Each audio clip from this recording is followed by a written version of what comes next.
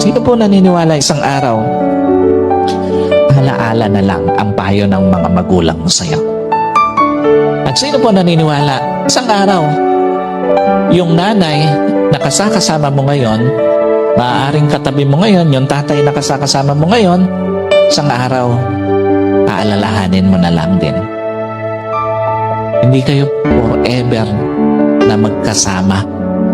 Kaya nga, lahat ng magulang hanggat kasama pa yung anak, gagawin ng lahat.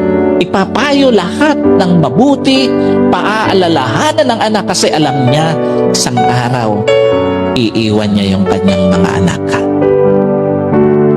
Isang araw, hindi lang payo ng mga magulang mo ang magiging alaala. Kahit magulang mo isang araw, magiging alaala na lang sa buhay mo. Kaya nga napakapalad mo kung may magulang ka pa ngayon na kasama, may magulang ka pa ngayon na nagpapayo sa'yo, may magulang ka pa na nagpapaalala sa'yo. Kasi one day, wala na yan sa tabi mo. Yung mga payo niya, alaala na lang din sa buhay mo.